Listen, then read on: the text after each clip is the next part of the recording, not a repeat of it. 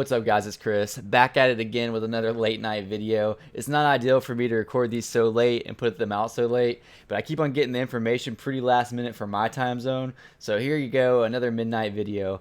We just got word that phase 3 is about to commence. What this is the Ecomi token is going to be bridged over from GoChain to an ERC20 token, and the rollout plan on exactly how this is going to look is actually going to be in several different articles, and we just got the first of those articles tonight. I just read over it a couple of times, and it might seem a little confusing when you first look at it. In today's video, I'm going to try to do my best to simplify it in what I believe it's talking about. In the first description of transitioning from where it's at now and the difference between layer 1 and layer 2 and what we're supposed to do with our tokens. So without further ado, let's get right into it. If this type of content benefits you in any way and you're not already subscribed to the channel, please consider hitting the subscribe button down below and like this video for the YouTube algorithms. I love making these type of videos, helping out new people that are getting to the space or helping out people who've been in the space for a while but simply are still just trying to get the hang of things and how everything works. So thank you guys, let's get right into it. So what I'm going to try not to do in this video is just read through this article, that way I'm like an audiobook for you. I'm going to try my best to sum it up. However, to sum it up, I am going to have to read some of the major highlights, so that's what I'm going to do. So first and foremost, here's what we see. We are heading to the final stage of the migration, which is the Ecomi token to Ethereum. And in this article, we're going to see a little bit the difference between layer 1 and layer 2, because this is really important when it does come time to transition, and we'll see why later. And this will ensure that your tokens are migrated correctly. We just finished phase 2, which this is a hyperlink to it. You can find this in the Ecomi Medium. Phase 2 was migrating the NFTs from GoChain to Ethereum. We saw that it was finally finished. It actually surprised me how quick it finished. I mean, after their announcement, it probably took a day, but as far as when they started to when they finished, I would say it was under 12 hours to bridge over 2 million NFTs from GoChain to Ethereum. So that was pretty cool on how fast that was to me. And this is, again, the final stage of the migration. As I mentioned earlier, they're breaking this information up in several different articles. As they say right here, they want this information to come out in packs because they want it to be digestible chunks, and they'll release more details later. This is really important. If you get nothing out of this video, please, please, please remember this. There is no action required from you at this time, and we remind you that phase 3 will not begin until the new year. Please remember that. If you know what happened last week, it's really tragic. It's so sad for the people that lost their money. But basically, the Discord got breached. The person who breached it put a scam link. People thought that we were moving on to a new phase or that we had a new token. I think it's called the Veve token. They clicked the link. They probably put in their information and they had their funds stolen. I was just on a Twitter space to where one guy said that he got $235,000 stolen from him. That breaks my heart. So please remember this, that you will not see any links right now at this time as far as bridging your tokens go. And once you do see links, be extra careful. Make sure it comes directly from the Ecomi Twitter. I would even wait a bit because this isn't going to be a rush. This is going to be something that's going to take time. Just make sure you have the right links and nothing before official announcements, even if it's over the Discord. My heart goes out, and I'm so sorry for anyone who got scammed in that. So why are they migrating? I will sum this up for Veve. Veve being one of the largest NFT companies, or actually the largest NFT app on the planet. It's going to be a huge wave in the future, so why not use one of the most well-known blockchains on the planet, which is Ethereum.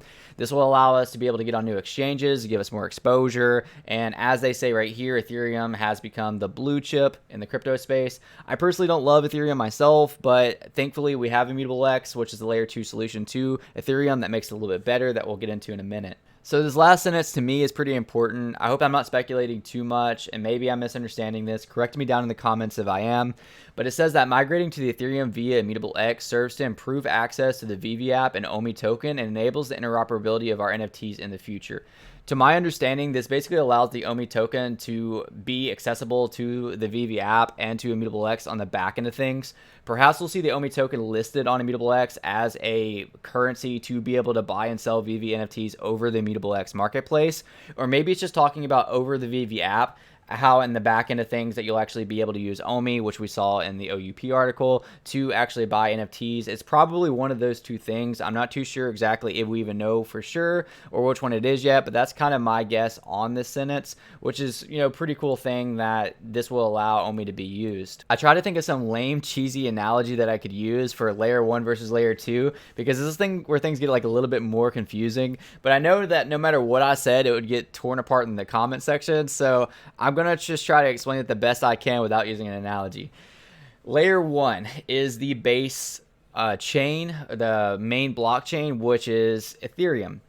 Layer 2 is going to go on top of Ethereum and serve, again, as it says, as a protocol or solution. So basically, we're using Ethereum, but we're putting something that's even better and more adaptable on top of it that is able to cure things that Ethereum has problems with. So if you're familiar with trading on the ETH blockchain, the fees are insane. When there is too much volume, when there's too many people trading at the same time, we've seen gas fees go from like $100 to $300 easy. That's not even counting like special mints where like this big project launches and everybody's trying to buy at the same time. And I mean, those gas prices can be absolutely insane. So how do we fix this without Ethereum 2.0? How we fix this is we put this other protocol on top of it, which we now know as Immutable X. This allows scalability, instant trades, and of course the zero gas fees and minting on the network, and it's even faster than the Ethereum blockchain. So basically it uses Ethereum, but it's not a separate blockchain than Ethereum. It's on top of Ethereum, if that makes any sense. Veve likes to break it down even a little further. So why layer 2? And I really like this.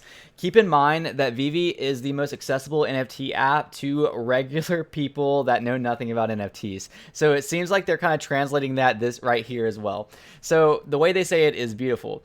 In order to compete in the global economy, issues of scale need to be addressed. Although it is one of the most well-known and valuable networks, the Ethereum-based chain at layer 1, L1, has struggled to scale with its adoption, as competition for block space has led to increasingly high gas costs and slow transactions.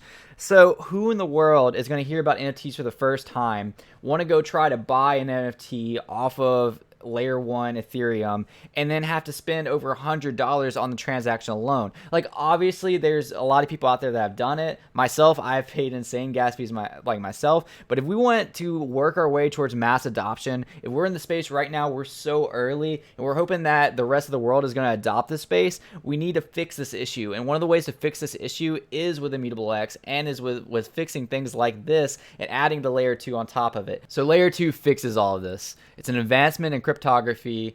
Immutable X has solved issues of scalability, which is what I talked about earlier for trading NFTs, allowing for 9,000 transactions per second, which is absolutely insane. If you were to watch Veve get minted on the Immutable X, it was surreal. I mean, seeing it go from 4,000 NFTs being minted to 50,000 to 100,000 to 1 million, like in the matter of hours, was just like mind-blowing for me. Gas free, which I can make a whole video on how beautiful that is, whilst operating in a completely carbon neutral manner, which is obviously better for the environment. I'm going to have somebody on my podcast soon to talk about this. Guys, I've been talking about this for so long, but these are some perks that it does for Veve. It adds an extra level of security and decentralization offered by a base chain, which is Ethereum. Exposures to new audiences, interoperability of assets, ease of integration of the Omi token as an ERC20. As far as the assets go, or the collectibles, this is where the debate whether they're real NFTs or not just goes out the window. Makes no sense to me for people arguing that they're not real NFTs when you can just go to the blockchain and look at them as NFTs just like anything else. But that's for a whole different video. I really hope you made it this far in the video, because what I'm about to say right now is more important than most of the video you just watched. There's a reason we need to know the difference between layer 1 and layer 2, and here it is. When we go to move our tokens, which we're not doing yet, we're actually going to have to choose whether we want to go to layer 1 or layer 2. So far what they have given us is that Veve will sit and operate on layer 2. If you want to use and or store your Omi tokens within the Veve app, they will also need to be migrated to layer 2. So it's pretty self-explanatory as to what that's going to do. I personally don't know if I'm going to move mine. I might move some of mine to layer 2, but layer 1 is where you're actually going to be able, I'll just read this straight up. If you want to trade your Omi tokens on an exchange, they will need to be migrated to layer 1 Omi tokens. Again, I don't personally know what I'm going to do yet. It looks like, if we're going to be staking our OMI, probably using the OUP article. If we want to use our OMI inside the app to buy NFTs, if we want to integrate it in the system, then layer 2 seems like the option. Whereas my understanding, if we want to actually sell our OMI or trade our OMI or stake our OMI, layer 1 is going to be the option. When I say that I might go with layer 1, I'm definitely going to put some OMI in layer 2, but ultimately I'm a long holder of OMI. I'm not going to spend a substantial amount of my OMI in the app or at all because I'm long on OMI, so L1 might be the way to go for me. Haven't really decided that, and I know that the video is not really about what my decision is going to be to do. You do need to really understand this before bridging your tokens, but again, they're going to release more articles on this, knowing whether you need to go to layer 1 or layer 2 and how you need to bridge it. After this transition takes place, which I believe will be Q1 of next year, which sounds like a long time, but that's like 1 or 2 weeks from now, any OMI that's purchased on exchanges will be on layer 1. So it's automatically, obviously, we talked about earlier that layer 1 is going to be exchanges. At this point, if you want to bring your OMI in again into the Veve app, then you'll need to actually bridge it from layer 1 to layer 2. So the information as far as how to bridge it, where to swap it, and all of that fun stuff is going to be on the next article, which I will also make a video on. Hopefully, if this one helped explain anything, my next video will help explain as well. So they will actually have a site that you'll send it to. Again, please make sure that it's a real Veve site to be able to bridge between layer 1 and layer 2. Guys, I am super excited about this. This is the first step to getting on bigger exchanges. This is the first step to being able to use our OMI inside the Veve app. I think Immutable X is awesome. I have a ton of other videos on that, and as far as trading goes, as far as why Immutable X is a great solution to the Ethereum mainnet. So thank you so much for watching this video. I hope this gave you a little bit of insight. I know this is a lot to digest for people that aren't used to this space. It's even a lot for me to digest. Just the first time I read over the article, I was like, oh gosh, this is kind of a lot. I'm glad they decided to separate it into segments and kind of give us bits of information at a time. So far, I think they did a great job on this article explaining the difference between layer 1 and layer 2. That way, by the end of this article, we now know the difference between layer 1 and layer 2 while we're on layer 2 and where to go from there. So thank you guys for watching this video. I hope it gave you some insightful information. I'll catch you guys next time. Peace out.